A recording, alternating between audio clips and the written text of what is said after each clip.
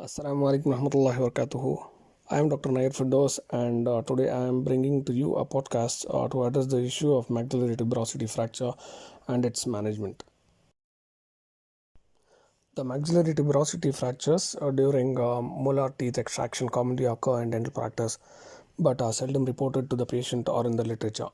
Normally, if you are extracting a tooth, it requires that the surrounding alveolar bone be expanded to allow an unhindered passage for its removal. However, in general, the small bony parts are removed with the tooth rather than being expanded as per Cohen, Norman, and Shaw. Tuberosity fractures are classified into different types, that is type 1, type 2, and type 3 by Fiona, Ricci, and et al. And the type 1 is a simple small bony attachment posterior to the extracted tooth. Type 2 is a fracture involving another tooth which is not intended to be extracted in the first place, as you can see in the second picture on top right corner. And finally, the type 3 is a fracture involving significant part of the bony structure with adjacent soft tissues as shown in the picture on the left side. Furthermore, a fracture of a large portion of the bone in the maxillary tuberosity, as shared in the group last week by Dr. Nadeem, is a situation of special concern. Such large fractures of the maxillary tuberosity involving part of the pterygoid plate should be viewed as a severe complication. To understand the reasons for the tuberosity fracture, let's know the etiology behind it.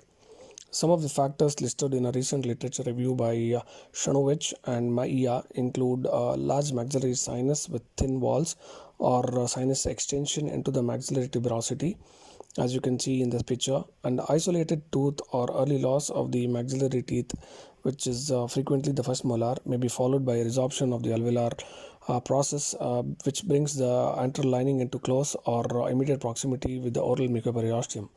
This we call it as pneumatization of the maxillary sinus, which may isolate the second and third molars, and any attempt at extraction may fracture the tuberosity bearing these two teeth.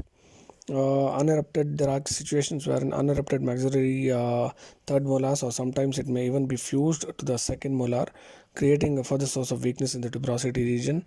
And teeth with large divergent or curved roots, or even abnormal number of roots, as you can see in the picture on the top bottom right. And teeth with dental anomalies such as tooth fusion and or eruption is also a likely possibility which may lead to tuberosity fractures.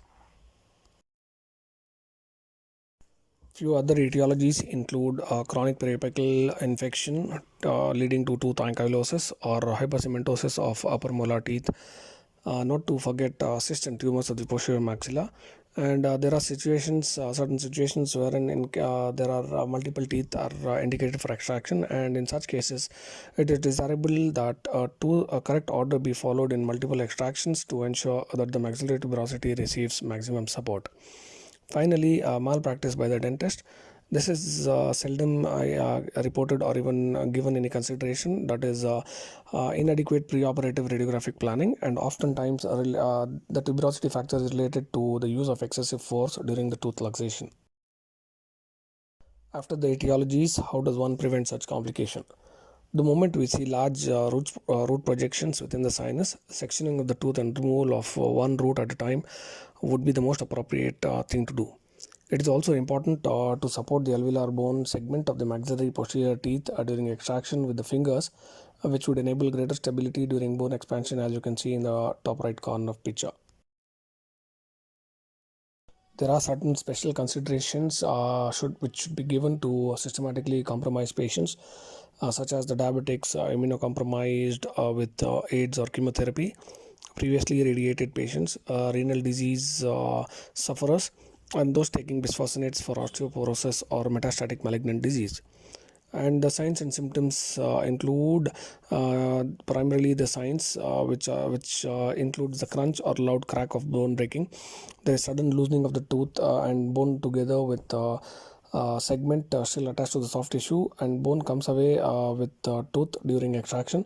And also there is observable opening into the maxillary sinus, that is a visible hole or a hollow sound when suctioning the socket. The symptoms include a patient may complain of sharp pain at the time of fracture, or it may even be completely asymptomatic. If sinus perforation has occurred and diagnosis is delayed, the patient may complain of reflux of fluids, from mouth to nose, and sinus stuffiness or present with overt sinusitis. The following segment now is about dealing with management of tuberosity fractures. Primarily on discovering that a maxillary tuberosity has fractured, the dentist must do two things. One, halt the procedure before inadvertent laceration of the adjoining soft tissue occurs, and two, to determine the extent of the fracture by palpating the mobile fragment. If the fractured tuberosity is small with only one or two teeth, the fragment must be positioned back and stabilized to continue with the extraction at a later stage after healing and stabilization of the segment. The major therapeutic goal of management in such a situation is to salvage the fractured bone by maintaining it in place and to provide the best possible environment for healing. The successful treatment of alveolar fractures is based on proper reduction, the repositioning of the fractured segment, and its satisfactory stabilization. Either closed or open reduction techniques can be used, and the segment can be held together by appropriate suturing to allow bone union to take place. The state of the tooth, its dental pulp, and its location occlusion must also be managed. The tooth may need occlusal grinding to prevent premature contact with the opposing tooth or teeth. Following adequate healing, the splint is removed and the tooth is sectioned and delivered. An attempt at forceps extraction would be most imprudent at this juncture and would very likely cause a refracture of the tuberosity.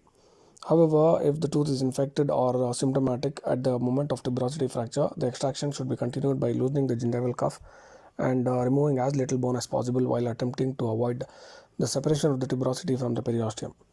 During this attempt if to remove the bone, attached bone is unsuccessful and the infected tooth is removed with attached tuberosity, the tissues should be closed with watertight closure. The surgeon may choose to graft the area after 4 to 6 weeks of healing, and postoperative antibiotic therapy is imperative. And if the tooth is symptomatic but there is no frank sign of purulence or infection, the surgeon may attempt to use the attached bone as an autogenous graft.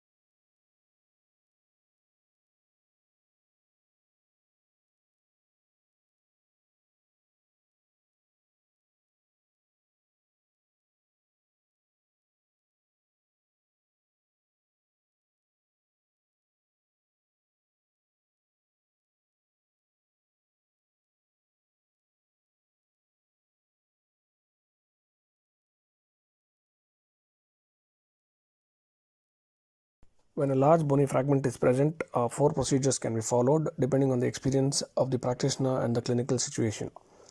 First, it is recommended that the extraction should be abandoned and surgical removal of the tooth performed by means of root sectioning. Second, the dentist may try to detach the fractured tuberosity from the roots with a minimal atraumatic technique. However, the attempts to twist or remove the tooth and fractured fragments will only lead to tearing the mucous membrane.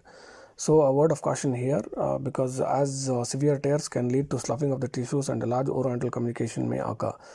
The management of orodental communication or fistula can be seen in my previous video on the management of orodental communication fistula, which is already uploaded on our GDP YouTube channel. Third one is provided that adequate periosteal attachment has been maintained, the dentist may attempt to stabilize the mobile parts of the bone using a rigid fixation technique for a period up to 4 to 6 weeks and later try to surgically remove the tooth or teeth without the use of forceps. And finally, when a large fragment is already detached from the maxilla, the segment may in some cases not be properly repositioned because primary stabilization may not have been achieved. It is commonly advised that if a decision is made to remove the fractured large tuberosity, the soft tissue attachment should be carefully removed from the hard tissue fragments, and this soft tissue is really important for the proper primary closure. When the removal of a large bony fragment is impossible to avoid, some advice must be given to patients. In addition to the usual post-extraction instructions, patients must also be advised that they should avoid blowing their nose for 2 weeks to help prevent an orodontal fistula from developing. The patient should also be advised not to rinse his mouth forcibly. And as tuberosity fractures involve the maxillary sinus, antibiotics, nasal decongestants, and anti-inflammatory analgesics should be prescribed duly to help prevent the development of maxillary sinusitis. Furthermore, the patient should be made aware that slight bleeding from the nostril on the affected side for 1 or 2 days is a common side effect. It is advisable that the sutures be removed after 2 weeks, and that follow-up radiographs of the affected sinus be requested after 2 months to determine whether or not healing has occurred satisfactorily. For a short postoperative period, the maxillary sinus of the affected side will show an increased radiopacity. However, unless symptoms of infection develop, no treatment is required in such cases. The most common complications following the tuberosity fractures involve oro-anal communication, and if this is substantially large and a delayed diagnosis has happened, this may lead to formation of a fistula, which would then be a precursor for chronic repeated bouts of sinusitis.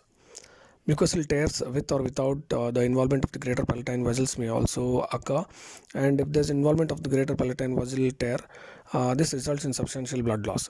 Therefore, dissecting out the tooth and the entire tuberosity in an attempt to more accurately understand the extent of the fracture and the chances of saving the fragment were once a very common practice.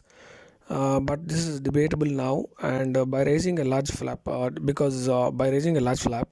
the dentist risks stripping the fractured tuberosity of its blood supply, especially if the underlying bone and the mucoperiosteum of the palate are torn. Some of the most serious complications are deafness and vision loss. And deafness was first reported by as early as 1858 by Catlin, and he postulated that after the maxillary tuberosity fracture, the deafness occurred from the disruption of the pterygoid hamulus and the tensor valli palatini, which in turn collapsed the opening of the eustachian tube. The other rare complication is the permanent restricted mandibular movements, which is because of the disruption of the pterygoid muscles and the ligaments. To summarize, dental professionals must inform their patients of the potential risks and possible benefits of the treatment alternatives before determining the final treatment plan.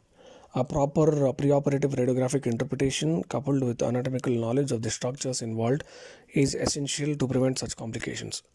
If it is believed that a high risk of tuberosity fracture may occur, then a surgical extraction of the molar is generally recommended. And like I always say, prevention of this complication or any complication is the best option, and should include a proper preoperative examination and appropriate surgical plan to prevent ourselves from medical legal litigations. And if you have any further questions or queries regarding this aspect, please feel free to ask the questions in the group. Thank you very much.